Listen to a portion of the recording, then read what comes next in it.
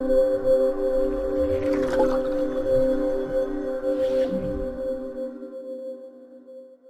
Video doctor विश्वरूप रॉय चौधरी के परामर्श और रेफरेंस से बनाया गया है, जिन्होंने across the world over million लोगों को हेल्थ ट्रेनिंग दी है और ये इंडो वियतनाम मेडिकल बोर्ड के प्रेसिडेंट भी हैं।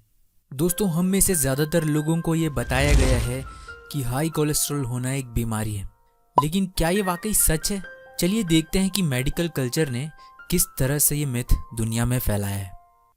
डिसीज मॉन्जरिंग एक टर्म है जिसमें डॉक्टर्स अपने पेशेंट्स को उस बीमारी के नाम पर डराकर केवल और केवल अपने बिजनेस और मार्केटिंग के लिए उसका न केवल आर्थिक रूप से शोषण करते हैं, बल्कि उनके महंगे इलाज और दवाइयों के साइड इफ़ेक्ट से अच्छा खासा स्वस्थ व्यक्ति भी परमानेंट मरीज बन जाता है और डॉक्टर की दुकान पर बिन बुलाए आता है और अपनी खून पसीने की कमाई उसकी टेबल पर रख कर जाता है। दोस्तों, हाई कोलेस्ट्रॉल होना असल में कोई बीमारी नहीं और ये सिर्फ डॉक्टर विश्वस्वरूप ही नहीं कहते, आप भी इसे मानेंगे इस वीडियो को पूरा देखने के बाद।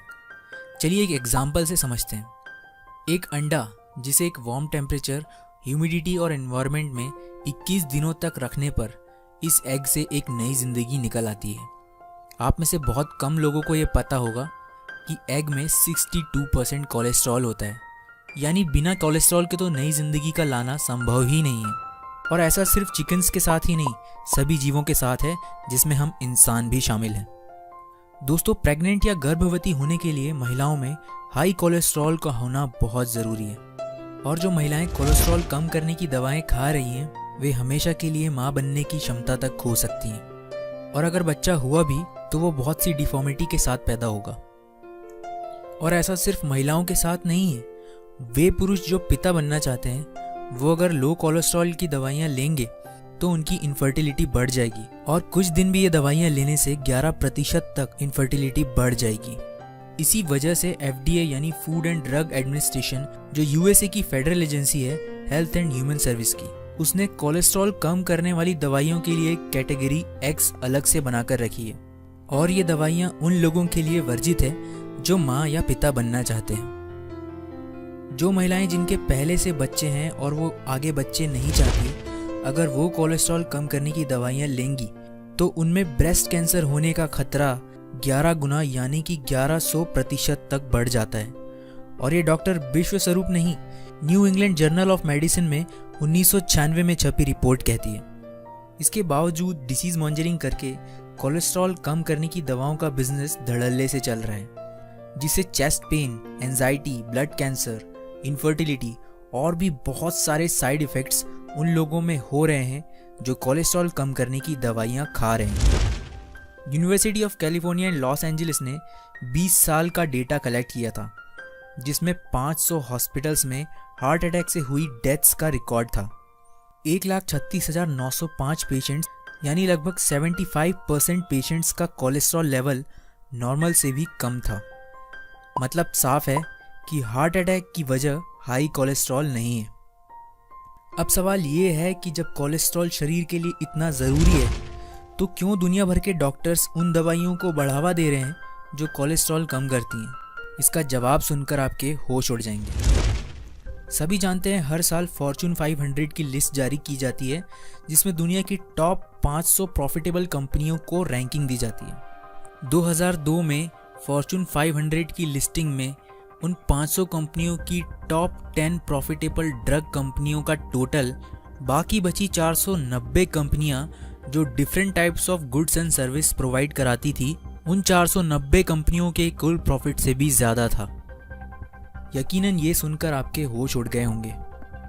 और उन टॉप 10 ड्रग कंपनियों के 90% से ज़्यादा मालिक USA के वो लोग हैं जो एडल्ट ट्रीटमेंट पैनल में बैठकर ये डिसाइड करते हैं कि इंसानी शरीर में कोलेस्ट्रॉल का लेवल कितना होना चाहिए और दिन पर दिन ये कोलेस्ट्रॉल लेवल कम किया जा रहा है ताकि दुनिया में अधिक से अधिक लोग उनकी दवाइयों को खरीदें। यकीनन उनका ये बिजनेस हमारी कल्पना से भी बड़ा है। अब फायदे में तो ये ड्रग कंपनियां हैं, देखते हैं नुकसान में कौन है। WHO यानी वर्ल्ड हेल्थ ऑर्गेनाइजेशन की रिपोर्ट 2011 के अनुसार हार्ट और कोलेस्ट्रॉल की दवाइयों के टोटल प्रोडक्शन का 60% इस्तेमाल अकेले भारत में हो जाता है और बाकी का बचा 40% पूरी दुनिया में। तो एक्चुअल में उन कंपनियों को मोटा मुनाफा तो इंडिया से ही हो रहा है। अब बात करते हैं सबसे ज़्यादा इस्तेमाल की जाने वाली दवा स्टैटिन की, जिससे कोलेस्ट्रॉल कम होता है। इस दवाई की खोज एंडो नाम के एक साइंटिस्ट ने की थी 1976 में। इसके अगले ही साल 1977 में स्टैटिन ड्रग को प्रोडक्शन के लिए एंडो ने गोल्डस्टीन और ब्राउन नाम के 2 साइंटिस्ट के साथ पार्टनरशिप की ताकि इससे उन्हें प्रॉफिट हो। लेकिन ये पार्टनरशिप 1980 में टूट गई और उन 2 साइंटिस्ट ने इसकी वजह एक पेपर पब्लिश करके बताई कि स्टैटिन दवा लेने से कैंसर होगा। इसके बाद दुनिया में जो कोलेस्ट्रॉल का हाइप क्रिएट किया गया था वो अचानक से शांत हो गया। लेकिन वक्त का तकाजा कहें या लालच, 1985 में उन्हीं गोल्डस्टीन और ब्राउन को स्टैटिन की रिसर्च के लिए नोबेल प्राइज दिया गया और नोबेल प्राइज के लेक्चर में उन्होंने कहीं भी कैंसर वाली बात का जिक्र तक नहीं किया।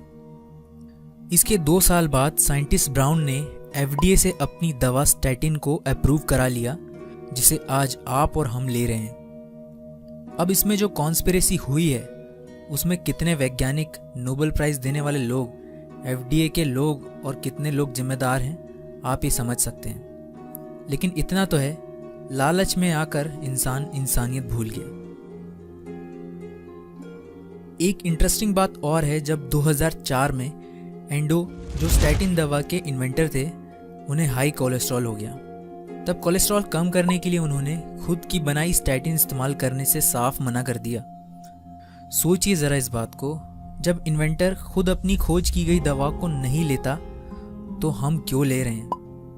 दोस्तों, इस कॉन्स्पिरेसी के पीछे इतना बड़ा व्यापार इसीलिए हो रहा है कि कोई आवाज़ उठाने वाला नहीं है इन ड्रग कंपनियों के खिलाफ। और डॉक्टर विश्वस्वरूप जैसे लोग अगर इंसानियत के नाते अपनी आवाज़ बुलंद कर भी रहे हैं तो इन कंपनियों के दबाव में उन्हें भी लीगल नोटिस के जरिए धमकाया जा रहा है, वो भी सिर्फ इस वजह से कि वो लोगों का हाई कोलेस्ट्रॉल, हाई BP और डायबिटीज़ जैसी बीमारियों का इलाज नेचुरल तरीके से बिना कोई दवा दिए और most importantly free of cost कर रहे हैं, जो कि उन दवा कंपनियों की रोजी रोटी पर लात मारने के बराबर है। तो मैं आपको बता दूं, यहाँ पर मेरा मकसद किसी को भड़काना नहीं है, लेकिन गलत होने पर चुपचाप देखते रहने में भी कोई समझदारी नहीं है। डिस्क्रिप्शन में डॉक्टर विश्वस्वरूप का कोलेस्ट्रॉल पर बनाया गया पूरा वीडियो है, जिसे आप देख सकते हैं। दोस्तों, उम्मीद करता हूँ कड़ी मेहनत से जुटाई गई ये जानकारी आपके लिए बहुत मददगार होगी। और अगर आप दिल्ली में या उसके आसपास रहते हैं तो सेमिनार में आकर खुद डॉक्टर विश्वस्वरूप से मिल सकते हैं। अधिक जानकारी के लिए दिए गए फ़ोन नंबर्स पर कॉल कर सकते हैं। वीडियो को लाइक कीजिए और शेयर ज़रूर कीजिए ताकि हर उस व्यक्ति तक ये वीडियो पहुंचे जो दवाइयों का गुलाम बन चुका है। अपना बहुत ख्याल रखिए। मैं ध्रुव जल्दी ही मिलूंगा आपसे अगले वीडियो में। Thank you.